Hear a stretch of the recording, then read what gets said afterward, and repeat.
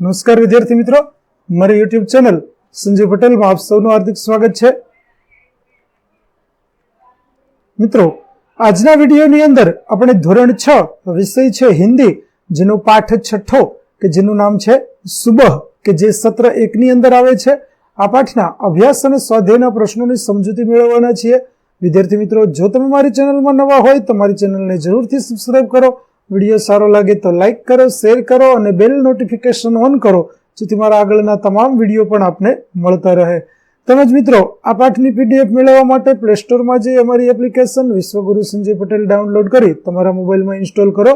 જે તમે શરૂ કરશો તો તમને આ પ્રકારે જોવા મળશે, જેમાં ઉપલબ્ધ બધા ધોરણની અંદર ધોરણ બતાવશે, ધોરણ પસંદ કરશો એટલે વિષય બતાવશે, વિષય પસંદ કરશો એટલે પાઠ બતાવશે, જેમાં વિડીયો ઉપર ક્લિક કરતા વિડીયો જોઈ શકાશે અને અન્ય સાહિત્ય ઉપર ક્લિક કરતા પીડીએફ જોઈ શકશો। તો આશા રાખું છું અમારી એપ્લિકેશન આપને ગમશે, જરૂર ડાઉનલોડ કરજો। તો ચાલો મિત્રો, હવે શરૂ કરીએ પાઠ 6 સુબહ। સૌપ્રથમ અભ્યાસના પ્રશ્નો જોઈએ, જેમાં પહેલો પ્રશ્ન है, उदाहरण के अनुसार निम्नलिखित शब्दों का वाक्य में प्रयोग कीजिए, जिसमें पहला वाक्य इस प्रकार होगा, बाधा। तो हमारे रास्ते में कई बाधाएं आई। दूसरा, उत्सुकता, मुझे मेला देखने की बड़ी उत्सुकता थी। तीसरा, दृढ़ता, व्यायाम से शरीर में दृढ़ता आती है।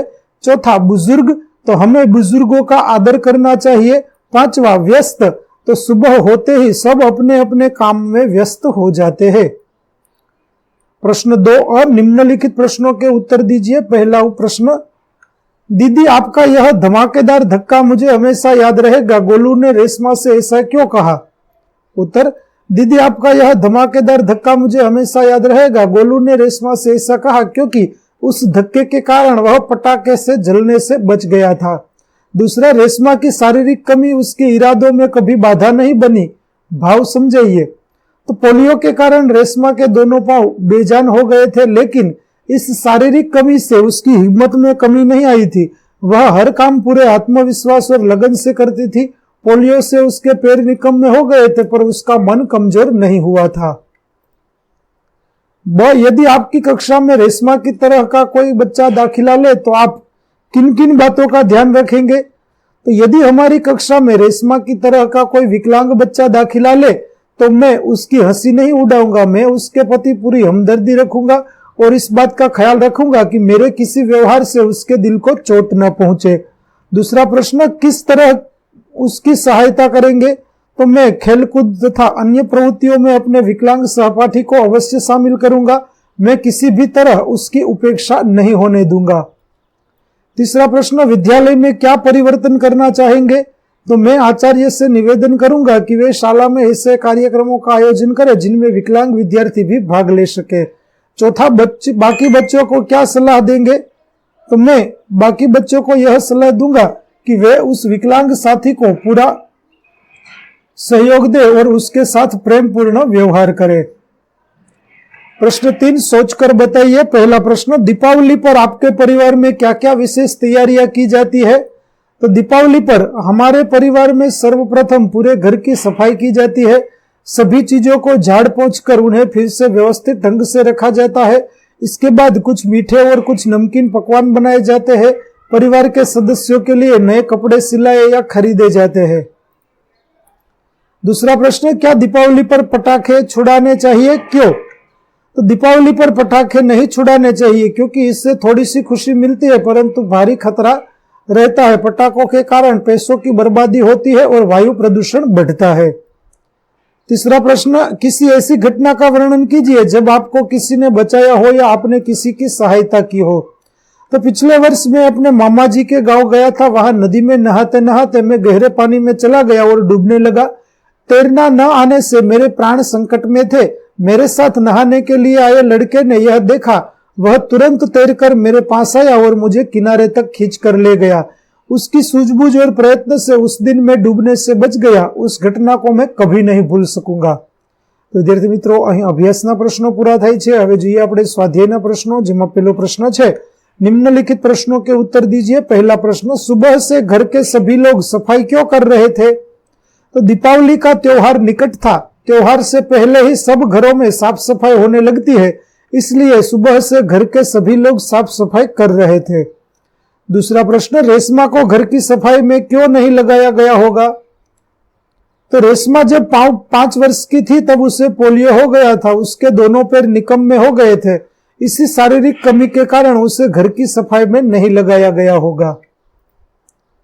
तीसरा प्रश्न, रेशमा ने अपनी मां के काम में किस तरह मदद की? तो अलमारी से बर्तन और डिब्बे उतारकर साफ किए गए थे। रेशमा ने डिब्बों पर लेबल लगाए, फिर वह एक एक बर्तन और डिब्बा मां को देती गई और मां उन्हें व्यवस्थित ढंग से रखती गई। इस प्रकार पहिएदार कुर्सी पर बैठे बैठे रेशमा ने मां की मदद की। चौथा प्रश्न, मां ने रेशमा को बाजार क्यों भेजा? तो मां को लड्डू बनाने के लिए कुछ सामान की जरूरत थी। पति दफ्तर चले गए थे, बेटा गोलू अभी बहुत छोटा था, दादा और दादी बहुत बुजुर्ग थे। मां को परेशान देखकर रेशमा ने मां से कहा कि आप मुझे सामान की सूची दे दे और एक थैली दे दीजिए, सामान मैं ले आऊंगा। रेशमा की आवाज में दृढ़ता थी, वह पहले भी एक बार सामान ला चुकी थी, इसलिए मां ने रेशमा को बाजार भेजा। पांचवा प्रश्न, रेशमा ने गोलू को धक्का क्यों मारा? तो गोलू ने एक पटाखे को बुझा हुआ समझकर छोड़ दिया था। कुछ देर बाद उसमें से चिंगारियां निकलने लगी। गोलू की पीठ पटाखे की तरफ थी। रेशमा ने यह देखा और चिल्लाकर गोलू को हट जाने के लिए कहा, पर शोरगुल के कारण उसे सुनाई नहीं दिया। रेशमा जल्दी जल्दी अपनी कुर्सी को ढकेलती हुई गोलू के पास पहुंची और उसे जोर से धक्का मारकर खुद आगे निकल गई।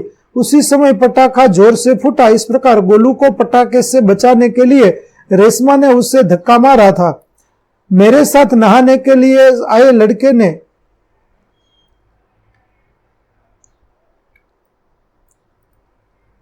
प्रश्न 2, रेशमा की जिंदादिली विषय पर संक्षिप्त में लिखिए।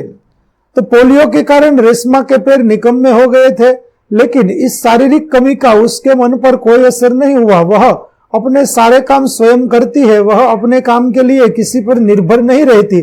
घर के कामों पर भी वह पूरी लगन से मां का हाथ बटाती है। अपनी पहिएदार कुर्सी पर बैठकर वह बाजार से सामान भी ले आती है। सचमुच रेशमा एक जिंदादिल लड़की है। प्रश्न 3, नीचे दी गई घटनाओं को कहानी के क्रम में लिखिए। तो पहले आएगा रेशमा बाजार से सामान लाई। दूसरा, रेशमा का घर दियों से झिलमिल प्रकाश से जगमगाने लगा। तीसरा, गोलू अपने दोस्तों के साथ पटाखे छुड़ाने में मस्त था। चौथा, रेशमा ने गोलू को जोर से धक्का मारा। पांचवा, मां ने रेशमा से कहा कहीं चोट तो नहीं लगी। छठा, सबने रेशमा की पीठ थपथपाई। प्रश्न 4, मुहावरों का अर्थ देकर वाक्य प्रयोग कीजिए। पहला, आंखों का तारा होना, बहुत प्यारा होना। तो राकेश अपनी मां की आंखों का तारा है। दूसरा, हाथ बटाना, काम में मदद करना। दीदी घर के कामों में मां का हाथ बटाती है। तीसरा, पीठ थपथपाना, शाबाशी देना। मुझे प्रतियोगिता में इनाम मिलने पर पिताजी ने मेरी पीठ थपथपाई। प्रश्न 5, उदाहरण के अनुसार शब्द का प्रयोग करके वाक्य लिखिए, जिसमें पहला है इसलिए, ताकि। तो इसलिए मदारी तमाशा दिखा रहा है, इसलिए लोग जमा हो गए हैं। ताकि मैदान में पुलिस का बंदोबस्त किया गया था ताकि सभा में कोई गड़बड़ी न हो। क्योंकि मैंने छाता खरीदा, क्योंकि वर्षा ऋतु आ गई थी। जबकि बेटी सांवली है, जबकि माँ बाप दोनों गोरे हैं। और मैं आपकी ओर ही आ रहा था। भाई और बहन दोनों बहुत अच्छे हैं। मैं पढ़ता हूं, बच्चे घर में शोर मचा रहे हैं। प्रश्न 6, नीचे दिए गए वाक्य वाचन का वचन परिवर्तन कीजिए। पहला, मां को मिलते ही हमारी खुशियों का ठिकाना न रहा।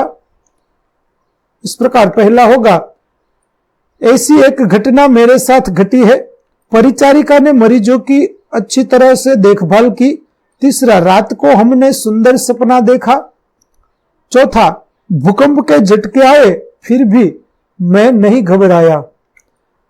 नीचे दिए गए शब्दों को चित्र में शब्दकोश के क्रमानुसार लिखिए। तो पहले आएगा अंगूर, उसके बाद आएगा आकाश, उसके बाद आएगा तूफान, उसके बाद आएगा निर्दोष, उसके बाद आएगा भूकंप, उसके बाद आएगा मरीज, उसके बाद आएगा मेहनत, उसके बाद आएगा श्रेष्ठ और आखिर में आएगा सुंदर।